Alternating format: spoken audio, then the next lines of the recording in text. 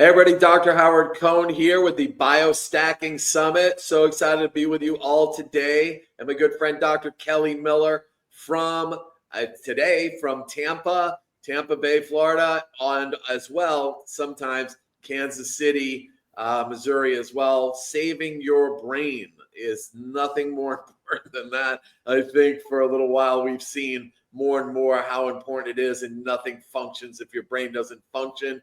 And we have the foremost expert in this area with the Saving Your Brain Center. So, Doc, lots going on, lots happening. You've been doing a lot, so many exciting things in this area.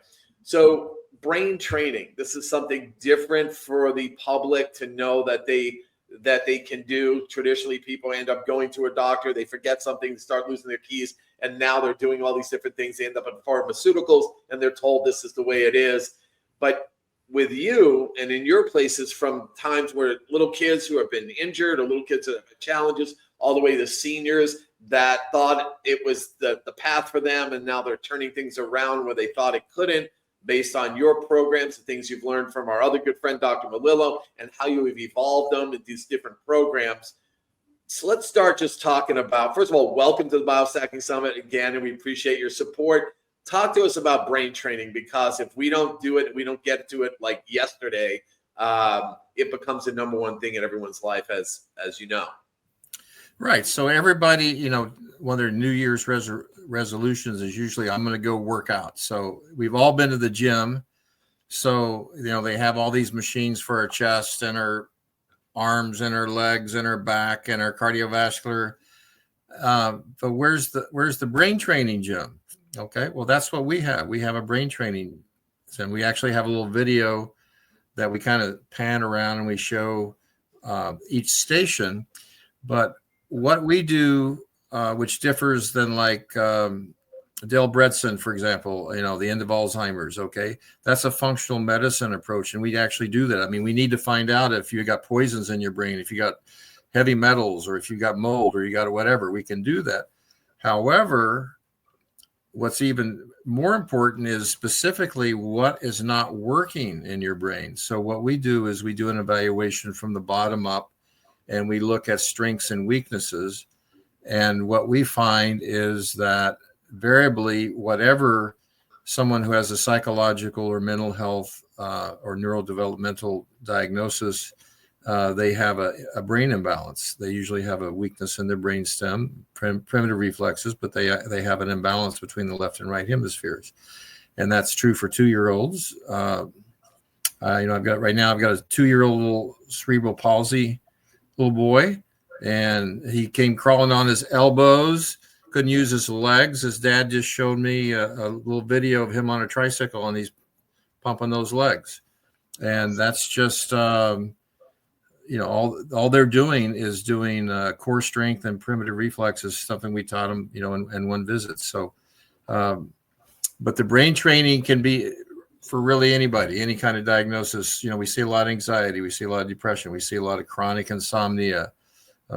Certainly in children, we see dyslexia, ADHD, autism spectrum, sensory processing problems, OCD, oppositional defiance, dyslexia, all those things, and they all respond. Some things take 6 months, some things take 18 months. So you brought up something that a couple other people on our summit have talked about, which is primitive reflexes, or the issue of retained primitive reflexes. And, we see in our clinic at the Cohn Health Institute, when people are not getting better from doing the things that normally people get better from, which we've become used to, almost invariably there's a retained primitive reflex somewhere or some imbalance. Can you speak to that a little bit? Because I don't know. Absolutely, yeah. That creates. Go for it. Yeah. So when you have a primitive reflex, that those integrate into an area called the brainstem, and that's where the vagus nerve comes from. And the vagus nerve has control to every part of the body, but it's also called the rest and the digest. It's the calming, relaxing, down regulating. So when we have several primitive reflexes, we have a heightened fight flight response. Okay. So if we're in fight flight all the time, it's hard to heal. So when we find that's something, I've been doing heart rate variability probably for 10 years. And I would see all these people had chronic problems. They had a weak parasympathetic nervous system. I didn't know about primitive reflexes 10 years ago, but that's what it is. That's exactly what it is. And that's, a significant part of the population has that. And so I'm actually I'm just going to give a little hint. I'm going to be got certified in long COVID, and I'm going to drop the bombshell on that. So there's thousands and thousands of papers on the brainstem and the vagus nerve related to long COVID, but nobody has put together that all these people have retained primitive reflexes, and they had a weakened brainstem and a weakened vagal system to begin with, and that's one of the reasons why they have the long COVID. So that's part of the solution for all those people. It's a big deal. So there's a lot of things going on at your clinic, not just, functionally, not just neurologically, but technology, and you've put them all together. And this is really what BioStacking is all about. Can you share with us a little bit about the day in the life of somebody coming down to Tampa or KC when you're out there, and they have whatever they have going on, and then you're putting them through what we call what I like to call the Play-Doh Fun Factory, which is they're coming through, they're getting this whole experience, and they're having their nervous system awaken. Maybe just talk about some of the things that are happening and what it looks like. Yeah, well, when we do the examinations, so we're finding out what the primitive reflexes are. So we're always going to work on those, but we're looking at which is the weaker cerebellar side and which is the weaker hemispheric side, and those are opposites. So what we're going to do is we're going to put multiple sensory inputs through different sensory pathways. For example, a TENS unit stimulates a different sensory pathway to the brain than vibration does. So we're going to use TENS, or we're going to use electrical stim, and we're going to use vibration, both. We're going to use light frequency in the eyes. We're going to use colored. Blue, green, and purple stimulate the right brain. Yellow, orange, and red stimulate the left brain. And we're going to stimulate either the left or the right eye, or parts of the left or right eye. We're going to use smell. We're going to use things like peppermint for the right brain, or lavender for the left brain. So we're going to put multiple things. We're going to put the brain driver, which is a technology which will basically, we're working on in speeding up or slowing down a specific Brodmann area of the brain. So we're going to be doing that. So I call it getting armored up. Okay. I say, come on over here, Howard, come over here and sit down. We're going to get you all armored up, ready to go. Okay. So then we get you all armored up, and then we do the primitive reflexes. And then we start sensory motor, because our brain develops through sensory motor activities. We see things, we hear things, we touch things, we react to our environment. From that sensory environment, then we have a motor action. So that's the same way we can retrain the brain while we're stacking all these sensory inputs. And then we co-activate that with the Avant laser, and we specifically increase the metabolism through photobiomodulation to those weak areas of the brain. Avant laser, you brought it up. Talk to us about the Avant laser. There's a lot of lasers out there. There's a lot of red light therapies. There's a lot of different, like you say, biomodulation. Why the Avant laser? I know that you've done a lot to really advance the use of the Avant laser and kind of like an instrument, make it sing. I know you've done stuff with the Resinax. Someone stole my Resinax out of my room. Otherwise, I'd hold it up and show everyone as well. Maybe you can talk to us a little bit how you use these tools and how you train patients to use them as well. Yeah, and so I've been using lasers since 1996. I was a field investigator for the Microlight 830, which before it was ever FDA approved. I had one in 96. I don't think it was approved till 2004. So I got to play with a laser for 8 years before that. But that's, it's just like everything technology. The laser is so much powerful. And I have to tell you, the first time I was at a brain tap, and my wife came over and goes, "Hey, look at this laser." I go, that thing, I was like, I was making fun of it. And she had cut her finger, I mean, really deep to the bone. And she went there and they lasered that for 3 days. And it was amazing, the healing that took place. So that convinced me. But it's small, but it's powerful. It's class 3B, which is good because it's still a cold laser. Okay, so you can't burn anybody. There are class 4 lasers, and we had those in the clinic too. But they're big things. But you can, you got to be careful with that because it's going to penetrate and you could potentially burn. So, the great thing about it is you can't, unless you shine the infrared into your eye, which, you have to be kind of an idiot to do that. It's not going to hurt you. So that's why I like it. It is so compact. And again, we use it for all kinds of neuromusculoskeletal, from A to Z, whatever. It could be your ankle, knee, whatever. My wife uses it a lot, like if she has a sore throat. She says, bring a laser home, and she'll use it on inflammation. And, she doesn't have a sore throat anymore. But we use that specifically in the clinic on different areas, not only musculoskeletal areas, but we also use it in specific areas in the brain to increase circulation and activate the mitochondria. Awesome. And then any comments on the Resimax? I know that I hear that you've done a few things with that item as well. Well, I've got about 20 of them, so I don't. So that would be a big yes. Yes. Yeah, I mean, we strap on. That's part of the armoring up every patient. So we have 2 on every patient. We got one on their arm and one on their leg, opposite the weaker, on the side of the weaker cerebellum. And so, we had 5 or 6 people in the office a day, so they all had the Resimax on. We like it. It has variable frequencies in it. We can use it to stimulate the vagal tone, or we can go up higher. And there's several different frequencies in the brain that do different things. There's a 5 hertz, there's a 10 hertz, there's a 40 hertz that trigger different specific areas of the brain. So you can do most frequencies with that.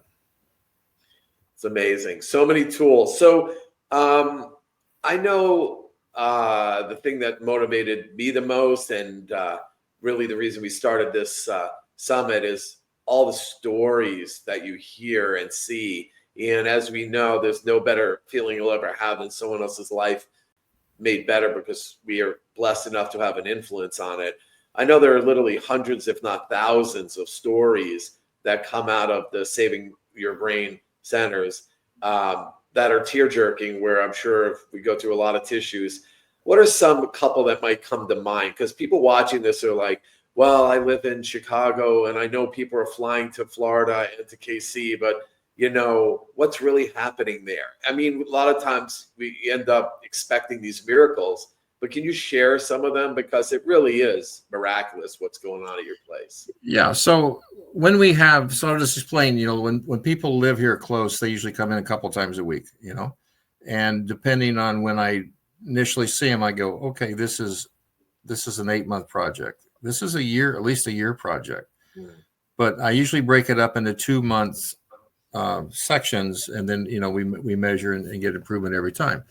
But we have people that come in from all over the country, and we've had people from Canada, and we've had people from Australia, and so they're coming in. So this is after we have talked to them and we've gotten a history, we have a kind of feel for them, and then we may have them come in for 2 weeks or 3 weeks or 4 weeks, because what we're trying to do in that time is we're trying to put a dent in this. We're trying to make a change in their physiology, make a change in their function, and we can do that. And I'll tell a couple of stories about that. But they're going to have to keep doing this at home. Okay, it needs repetition, frequency, and it needs reinforcement. and they may need to come back again in 3 or 4 months for another 2 or 3 weeks. And they still need that same time, just like the ones that are here locally. But, we've had people come in for a week and they've lost, a kid was afraid of everything and afraid to get in the water, go swimming, jump in the water, go swimming in the ocean, go chase birds, was afraid of birds, didn't like the walking in the sand, it hurt their feet, afraid of everything, afraid of heights, and went over to Busch Gardens and went on the roller coaster. That was in a week. So those are changed. Or we have people who had another couple that came in a week. They were able to change, or they may have been here for 10 days. But he was crazy OCD about everything in the car. When he was a passenger, the speed and the thing. And like he was looking at the GPS and, oh, don't turn it, things like that. And that all went away, in a couple of weeks. So those, may sound like a little thing, but if you're the one at home with that every day, it's pretty different. So, and then we have, we just had I'm doing a case history and I just submitted it for the Malilo method, but this was a 16-year-old boy who came in and he was in the spectrum and had been flunking out of school. They switched schools, so he's already making better grades, A's and B's. So just his environment switch helped that a lot. But he didn't want to drive a car. Okay. I can't imagine. I was 16. I was driving a car when I was 14. So I can't imagine being 16 and not want to drive a car. He had no interest. He had no interest socially. See, that's the right brain. It's a social. He didn't do anything social. He did once a month. He went to a Boy Scout camp, and like an overnight thing. That was it. So in the process of 10 and a half months, and really a lot of this shift came around 8 months on, he started learning how to drive the car, went to prom. Okay. Took a girl to prom, dressed up, looked great. And then he developed a social service. So that's a huge change in an autistic thing. He was high functioning autistic, but still you have to have that social to become independent. For most of us in life, you've got to be able to have that. It's important to have a community, so that's, what parents are afraid of is this person ever going to become dependent? Are they ever going to get out? So awesome to be able to do that. So we're super excited and we want to thank you. I know you're giving away, super generous, for our VIPs for the summit, a whole week experience, $2,500 value at the Saving Your Brain Clinic. And obviously they're going to want to go see you, I think, in Florida for that. So we want to thank you for that, which is, again, priceless. And so if you're not a VIP, just to get the chance of that, which is, I don't know, you need to. We all do. I'm thinking I want to. And what are some of the things, I know this comes up a lot too, what's something, for people that are out there right now and they're like, oh, that sounds like what's going on with what's something that almost anyone could benefit from that would help their brain between visits, or something you tell people at home, or when you're just telling people even in a lay lecture what they could be doing now to help with their brain? Okay, what people at home can be doing? Yeah. Okay, well, you can read my book, Saving Your Brain. That's a great one. That's true. Yes. I have 400 pages of things you can do in there. Oh. But really, it's eating right. But, environmental, we have a lot of environmental things. We have to be savvy and more aware of our environment can be very stressful to us. We have a lot of people coming in with Parkinson's lately. And again, that's environmentally induced. But, you have to do something with your body. There's a connection between your body and your mind, and you need to have something that you like to do, because if you like to do something, then life is more fun. So, I think that's the key. We should all, we can't just retire and sit down and watch sports all the time. Even though I love to watch football games, but we have to have an interest, a love. We just moved to the villages, so they have like 10,000 activities a month. I haven't even played pickleball. I've never played pickleball before, so I have to try that out. But there's a lot of stuff in Saving Your Brain, but again, a lot of those things. Also, we're going to be writing another book, follow up with this on the hemispheric and different things that we can do like that at home. So we're going to cover that. Well, I know that they get access to a lot of this stuff and a lot of these things as a VIP. So again, we appreciate that as well. And I believe everyone is going to get information who's involved in the summit in any way. Last thing I wanted to do in the short time we have is I heard that you are an official provider, or Saving Your Brain is a official provider for Step Up for students, which is a super awesome thing. Can you just let everybody know what that is? Yeah, this is an awesome program, and there may be a couple other states. I think Kentucky has a similar program, but this is a privately funded organization that's run by the state, but all the monies come from private donations. And what it is they have something called Unique Abilities, which is for children who are having neurodevelopmental problems and are having challenges, academically and behavior wise, and we become a provider for them. So that's great. We've added more staff. We added an occupational therapist. We have a mental health counselor also, and he does something called Wyatt testing, WIAT, but it's kind of the gold standard for academic, cognitive. It rates you where you are in age. So like you might be 12-year-old, but in this category, you're like a six-year-old, and over here, you're like a 15-year-old. But we just got in that in November. So anybody in the state of Florida can take access to that, and they can come in, for example, even if they were living far away, they could come in for an intensive. So we have patients right now driving and they're getting once a week for 2 sessions for 3 hours a day. And I've just got a phone call from the other coast where someone's coming in from Jacksonville to do the intensive and the Step Up program. So that we're really looking forward to working with them. Absolutely beautiful. I know you're busy. I want to thank you for your time. Dr. Kelly Miller, one of the original bio and neurostacking docs, and saving your brain and saving lives. So thanks for being with us today. Thank you for having me. Happy New Year. Awesome.